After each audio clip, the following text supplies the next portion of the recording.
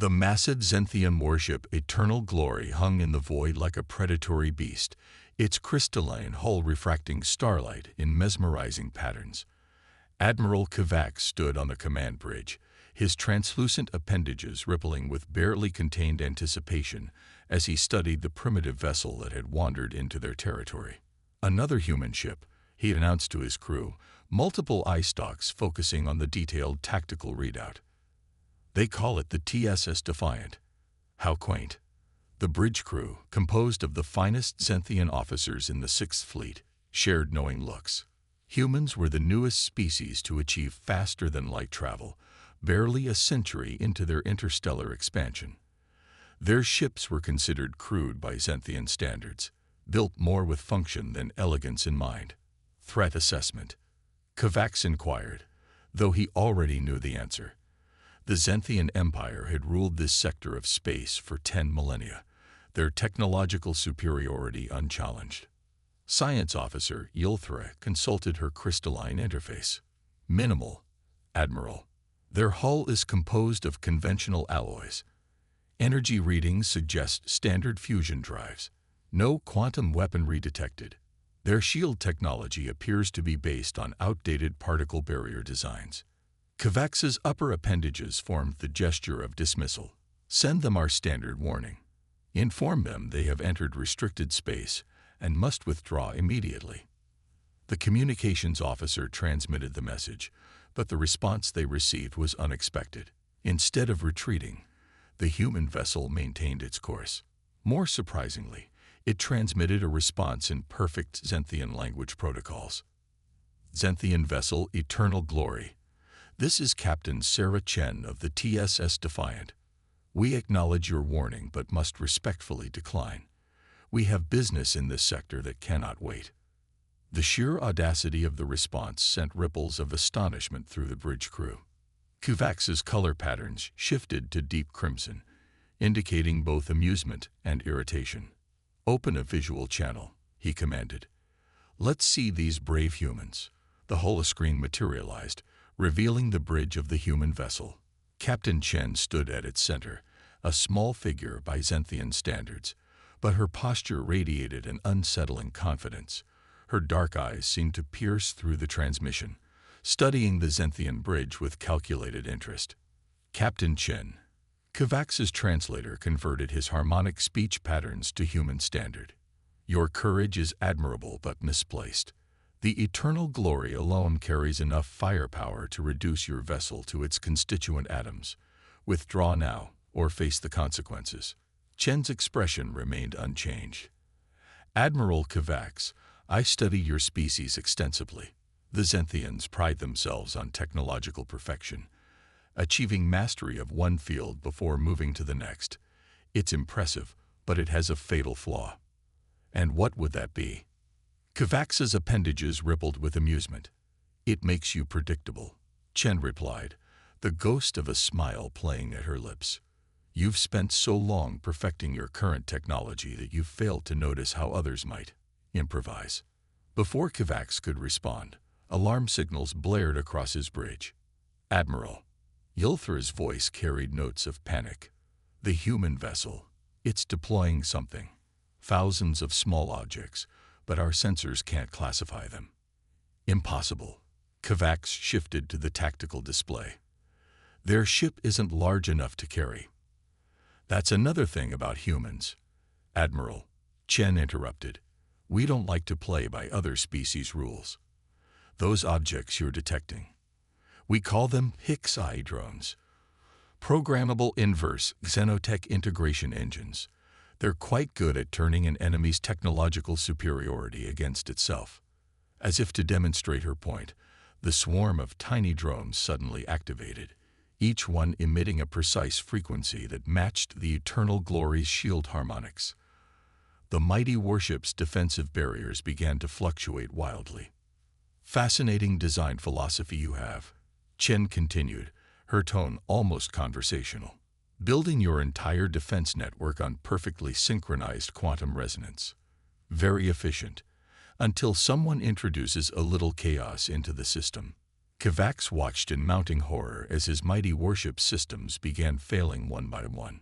The Pixai drones swarmed around the Eternal Glory like a cloud of technological locusts, each one precisely targeting crucial shield nodes and weapon emplacements.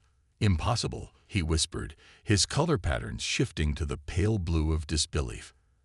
"Our shields are impenetrable. The harmonics are perfect." "That's your problem right there," Captain Chen's voice carried through the still-open channel. "Perfect is predictable, and predictable is vulnerable." Chief Engineer Zertel burst onto the bridge, his crystalline form vibrating with agitation. "Admiral, the drones, they're not just disrupting our shields. They're learning from them. Each drone is adapting its frequency to match and counter our attempts at compensation." The tactical display told the story in stark detail. The Pixai drones were evolving their attack patterns in real time, countering every defensive measure the Zenthian crew attempted. It was like watching a masterclass in adaptive warfare. "You're probably wondering how a primitive human ship developed such advanced technology," Chen continued, her dark eyes gleaming. "The answer is simple. We cheated. While you were perfecting your quantum shields, we were experimenting with dozens of different approaches simultaneously. Most failed. Some worked in unexpected ways. These drones, they're actually running on modified Proxian computational matrices we salvaged from a dead ship." Kavax's appendages twisted in shock. The Proxians were an ancient race that had vanished millennia ago. "You dare to meddle with technologies you don't understand." "Understanding comes through experimentation, Admiral. Your people spend decades achieving perfect comprehension before implementing new technology. We humans, we grab whatever works and figure out the details along the way. Messy, dangerous, but highly effective." As if to emphasize her point, several of the Pixai drones suddenly changed their behavior. Instead of attacking, they began interfacing directly with the Eternal Glory's external data nodes. "Sir," Yulthra's voice rose in panic. "They're not just disrupting our systems, they're downloading our tactical databases." Chen nodded approvingly. "Those would be the Mark II PIEs. They're particularly good at data extraction. Don't worry, we're not interested in your personal files or crew manifests. We're just after your weapon specifications and shield frequencies. Call it research and development." The Eternal Glory shuddered as another system crashed. Kavax found himself gripping his command podium, all pretense of superiority evaporating like morning dew under twin suns. "What do you want?" he demanded, his translator struggling to convey the complex harmonics of his distress. "Now we're asking the right questions." Chen's smile widened slightly. "We want access to the Helios sector. Your empire has been blocking human expansion in that region for the past decade, claiming it as protected space. The Helios sector contains sensitive Zenthian research installations. Correction, it contains the ruins of Proxian research installations that your empire has been studying. We found the original survey logs in a data cache last year. Your people have spent centuries trying to decode Proxian technology, following your methodical, step-by-step approach. A new alarm blared through the bridge as more drones breached the ship's outer defenses. Yulthra's color patterns shifted to pure white, the Zenthian equivalent of going pale with shock. "Admiral, they've penetrated our inner firewalls. These drones, their code structure, it's not just adapted from Proxian tech. They've somehow merged it with about 6 other alien computing architectures," Chen finished, "plus some good old-fashioned human chaos theory algorithms. Like I said, we don't believe in perfection. We believe in effectiveness." Captain Chen watched the confusion ripple through the Zenthian command crew with a mixture of sympathy and determination. Behind her, the TSS Defiance bridge crew worked with practiced efficiency, monitoring the Pixai drone's performance and adapting their attack patterns in real time. "Lieutenant Rodriguez," she called out, "how's our drone swarm performing?" Her tactical officer's fingers danced across his holographic interface. "Better than expected, Captain. The Zenthians' defensive algorithms are so rigidly structured that our chaos pattern attacks are tearing right through them. It's like they never considered that someone might deliberately introduce imperfections into their systems. On the main view screen, Admiral Kivax's crystalline form shifted through various colors of distress. "You cannot comprehend the dangers of what you're doing," he insisted. "Mixing incompatible technologies, introducing random variables into precision systems, it violates every principle of safe technological development." "With all due respect, Admiral," Chen replied, "that's exactly why it works. Your empire has spent millennia developing the perfect defense against perfect attacks. But humans, we specialize in imperfection." To demonstrate her point, she nodded to her chief engineer. "Commander Park, show them what happens when you mix human ingenuity with alien tech." Park initiated a new subroutine, and suddenly the Pixie drones began moving in completely unpredictable patterns. Some spun in dizzying spirals, others pulsed with seemingly random energy signatures, and a few appeared to malfunction entirely, only to reveal that their erratic behavior was part of a larger, more complex attack pattern. "Impossible," the Zenthian science officer, Yulthra, exclaimed. "Their movement patterns defy all known laws of tactical deployment. There's no discernible strategy." "That's because we're not using strategy," Park explained, his voice carrying the excitement of a teacher sharing a fascinating lesson. "We're using controlled chaos. Each drone's behavior influences its neighbors in a cascading pattern of cause and effect. It's similar to how weather patterns form on Earth: complex, unpredictable, but not random." The Eternal Glory's defensive systems, designed to counter logical and predictable attacks, found themselves overwhelmed by the sheer irregularity of the human assault. It was like trying to catch smoke with a net. The more they tried to establish a pattern, the more the pattern shifted. "Admiral," Chen's voice softened slightly, "your empire's greatest strength is its precision. Every technology you develop is tested, refined, and perfected before deployment. But humanity, we learned early in our history that perfection can be a weakness. Nature itself isn't perfect, it's adaptable." As if to emphasize her point, several Pixie drones suddenly merged their energy fields, creating a new type of interference pattern that hadn't existed moments before. The Eternal Glory's shields flickered and failed in new sections, unable to compensate for the evolving threat. "Fascinating," Yulthra murmured, her scientific curiosity temporarily overriding her alarm. "They're not just attacking our systems, they're learning from them, incorporating our own shield harmonics into their attack patterns. It's like watching technological evolution in real time." "That's humans for you," Rodriguez commented with a slight grin. "We see a wall. We don't just try to break through it. We study it, learn from it, and maybe turn it into a door, or a window, or something nobody's thought of yet." The Eternal Glory shuddered again as another system fell to the drone swarm's relentless assault. But unlike traditional attacks aimed at destruction, these drones were performing something far more sophisticated. They were systematically dismantling the Zenthian ship's technological advantages while preserving its essential systems. Admiral Kivax watched as his mighty warship, pride of the Zenthian fleet, was systematically neutralized by a swarm of improvised human drones. Yet something about the attack pattern finally caught his attention. The drones were being almost gentle.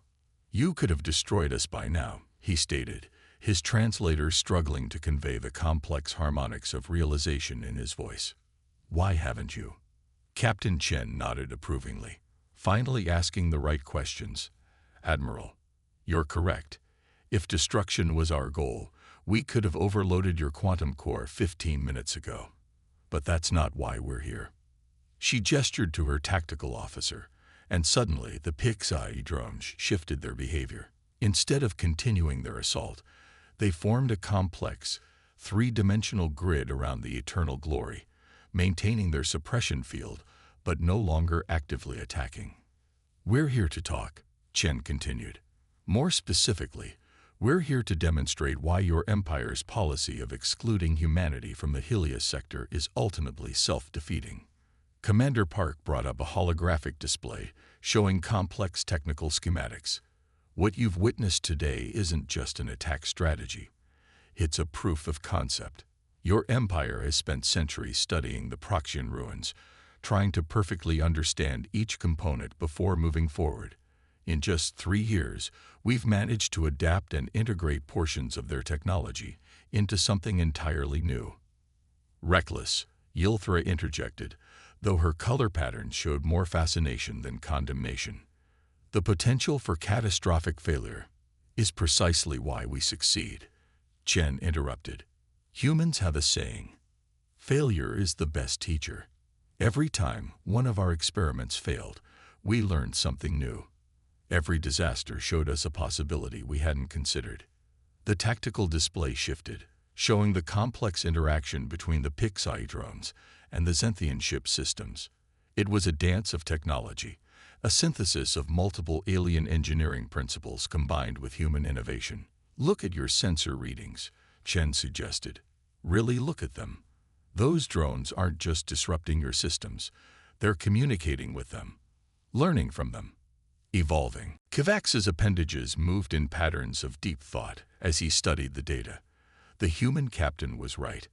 The interaction between their technologies was creating something entirely new, something that neither species could have developed alone. Your point being, he asked, though he was beginning to understand. The Proxian ruins in the Helios sector have been under Xenthian study for 3 centuries, Chen replied. In all that time, how many of their technologies have you successfully replicated? How many new developments have you achieved? The Admiral's silence was answer enough. Now imagine, Chen continued, her voice taking on an almost enthusiastic tone, what we could achieve together. Your precision and deep understanding combined with our adaptability and willingness to experiment. The Proxian ruins aren't just a research site, they're an opportunity for collaboration. The bridge of the eternal glory fell silent as the implications sank in. The Pixai drones continued their orbital dance around the ship, but now they seemed less like weapons and more like a demonstration of possibilities. You planned this entire encounter, Kovacs realized. This wasn't an attack. It was a job interview. Chen's smile widened slightly. As I said, Admiral, humans don't like to play by others' rules. We could have spent years sending diplomatic requests through official channels, trying to convince your empire to let us study the Proxian ruins. Instead, we decided to show you exactly what you're missing out on. The tension on the Eternal Glories Bridge had transformed into something entirely different, a crackling energy of possibility. Admiral Kovacs's color patterns shifted through shades that indicated deep contemplation as he studied the technical data streaming across his displays. Your approach to technology, he began slowly, goes against everything our civilization has built over millennia. We perfect each advancement, ensure its stability, guarantee its safety, and miss countless opportunities in the process. Commander Park interjected from the Defiance Bridge. Look at these readings, Admiral. The interaction between our Pixai drones and your quantum shields.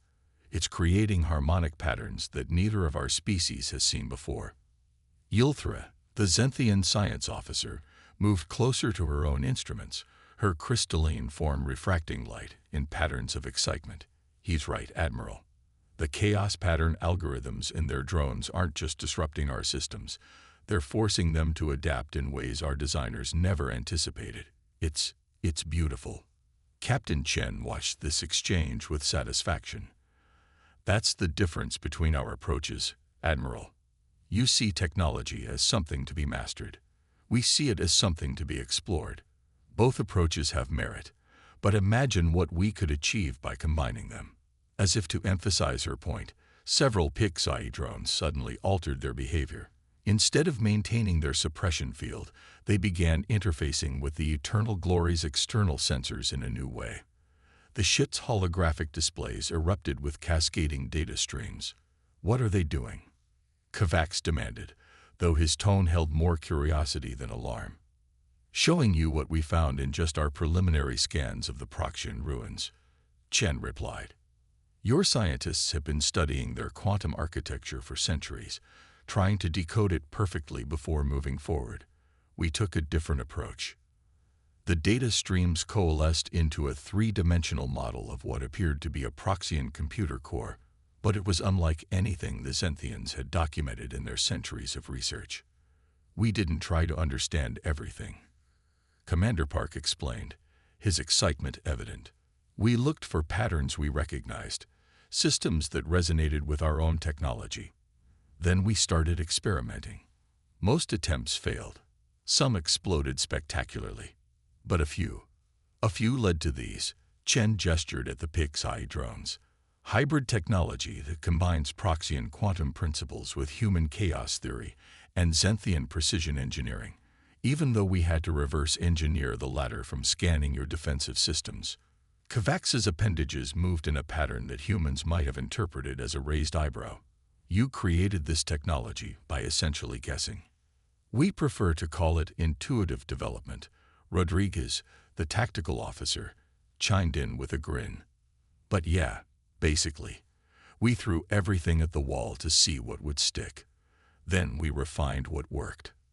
The most fascinating aspect, Yulthra interrupted, her scientific curiosity completely overriding protocol, is how the human chaos pattern algorithms seem to resonate with certain frequencies in the Proxian quantum architecture. It's as if the Proxians themselves built their systems to respond to unpredictability. Now you're getting it, Chen smiled. The Proxians weren't just masters of technology. They were masters of adaptation. Their ruins aren't instruction manuals waiting to be perfectly decoded. They're laboratories, waiting for species with the right combination of skills to unlock their potential.